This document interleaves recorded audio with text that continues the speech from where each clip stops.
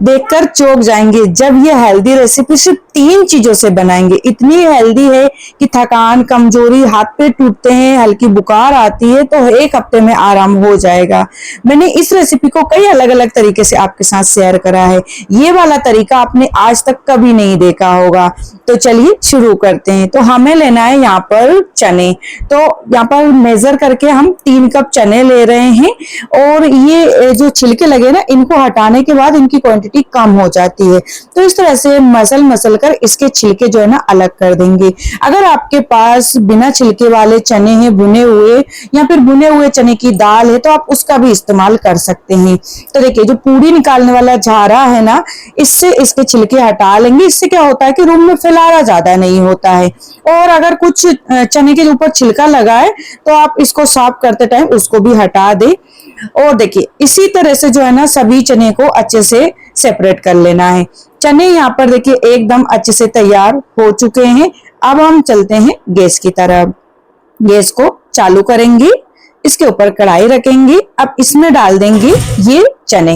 अब इस चने के अंदर ना थोड़ा बहुत मॉइस्चर रहता ही है, तो इसलिए हम इसको 2 मिनट के लिए धीमी आंच पे ऐसे ही रोस्ट कर लेंगे। इससे क्या होगा कि इसके अंदर का मॉइस्चर खत्म हो जाएगा, इसकी सेल्फ लाइफ बढ़ जाएगी।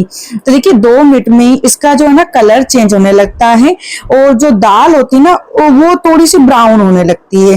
तो इसलिए इसको ज्यादा देर तक नहीं भूनना। जब लगे कि इनका कलर चेंज हो गया है तो बस गैस को बंद करें और इनको जो है ना ठंडा होने के लिए किसी भी बर्तन में आप निकाल के पंखे की हवा में छोड़ दे। ये अच्छे से ठंडे हो जाएंगे। फिर से गैस चालू करेंगे।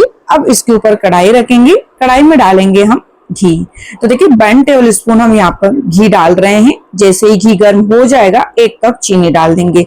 3 कप चने लिए थे इसलिए 1 कप चीनी डाल रहे हैं। अगर आप गुड़ का इस्तेमाल करते हो तो आप 1.5 कप गुड़ ले सकते हैं। अब देखिए चीनी को है ना घी के साथ अच्छे से मिक्स करेंगे। उसके बाद इस तरह से ऊपर से फ्लेट कर देंगे। थोड़ी देर बाद चीनी मेल्ट होना स्टार्ट हो जाएगी। फ्लेम को हाई रखना है। जब चीनी मेल्ट हो जाए हल्की सी, तो आप इस तरह से चलाते हुए पूरी तरह से जब तक चीनी मेल्ट नहीं हो जाती तब तक ऐसे ही चलाते रहें। तो देखिए अभी जो है ना चीनी काफी मात्रा में मेल्ट हो चुकी है, मतलब इसका कैरेमल बनना स्टार्ट हो गया है। अब इसके अंदर जो दाने दिख रहे हैं ना, इनको भी अच्छे से मेल्ट कर लेंगे। तो देखिए कुछ इस तरह से ये दिखेगी। ज्यादा नहीं पकाना, नहीं तो चीनी का स्वाद कड़वा हो जाता है। और अब यहाँ पर हम लेंगे 1 कप नॉर्मल टेम्परेचर का दूध। तो दूध ना एक साथ नहीं डालना है, नहीं तो कढ़ाई में बहुत तेज उफान आ जाएगा। तो देखिए थोड़ा थोड़ा करके जो है ना हमें दूध को ऐड करना है। इससे क्या है ना टेम्परेचर जो है ना मेंटेन रहेगा।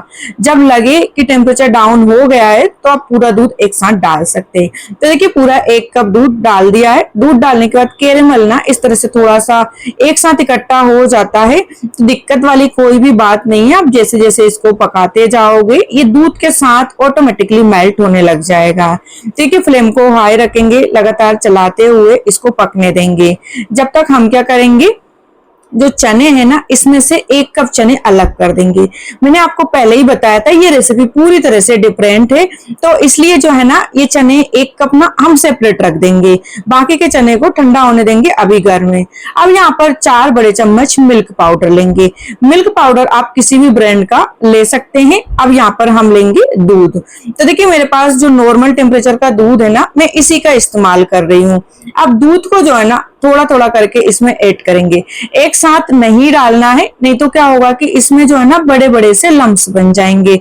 तो थोड़ा थोड़ा दूध डालते जाएंगे और इसको मिक्स करते जाएंगे। इससे क्या ना ये एकदम स्मूथली ना अच्छे से मिक्स हो जाएगा।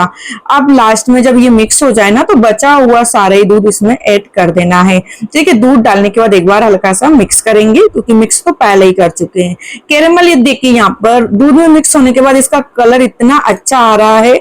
और बस अब जो है ना तैयार करी हुई स्लेरी को ऐड कर देंगे। चलाते हुए ही ऐड करना है, नहीं तो ये ना तले में जाके चिपक जाता है।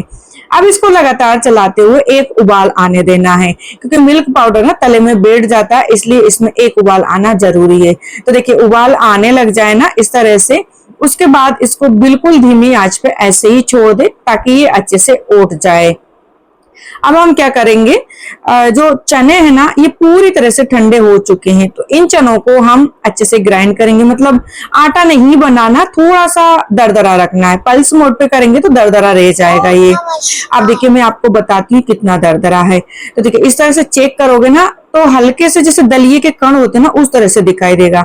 बीच का क्लिप मिस हो गया है और उस पाउडर को तैयार करे हुए दूध में ऐड करना, जो कैरेमल बनाया था ना उसमें। अब इसको ना धीमी आंच पे लगातार चलाते हुए पकने देना है।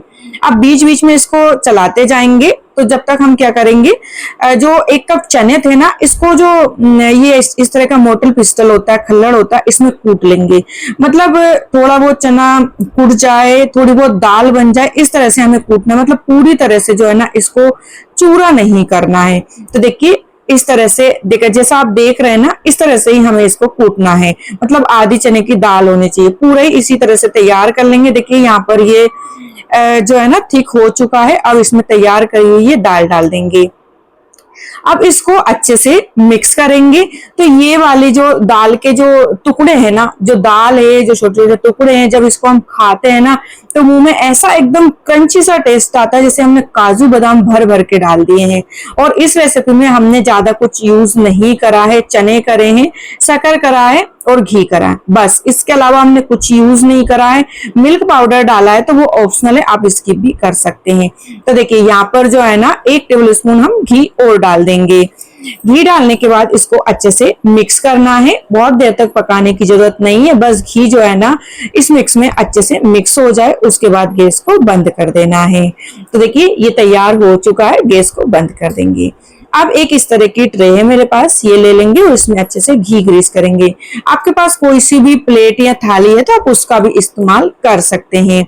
अब इस मिक्स को प्लेट में डालेंगे और इसको अच्छे से हम फैला देंगे। फटाफट से फैला देना है, ये बहुत जल्दी से सेट हो जाएगा। अब इसको जो है ना ऊपर से थोड़ा सा चिकना कर देंगे, इसको ठंडा होने देंगे।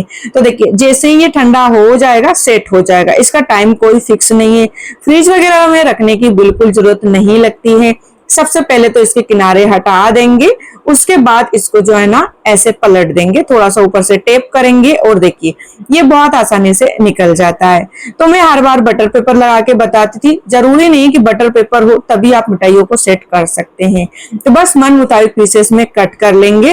फ्रेंड्स रेसिपी अच्छी लगी हो तो इसको लाइक शेयर कर दीजिए, चैनल को सब्सक्राइब करके बेल आइकन को प्रेस कर दे ताकि ऐसी सिंपल और हेल्दी रेसिपीज की नोटिफिकेशन आप तक सबसे पहले पहुंच सके। तो देखिए यहाँ पर हमारी बहुत ही टेस्टी ये मिठाई बन चुकी है, बहुत ज्यादा स्वादिष्ट है। आप सुबह शाम एक एक पीस खाओगे तो आपको ऑटोमेटिकली डिफरेंस दिखने लग जाएगा अपनी जो एनर्जी लेवल है ना उसमें। तो देखिए एकदम मुंह में घुल जाने वाली सुपर सॉफ्ट ये हमारी बर्फी बन के तैयार है। हफ्ते भर के लिए इसको स्टोर कर सकते हैं। एंजॉय करें, बनाए खाए। राधे राधे।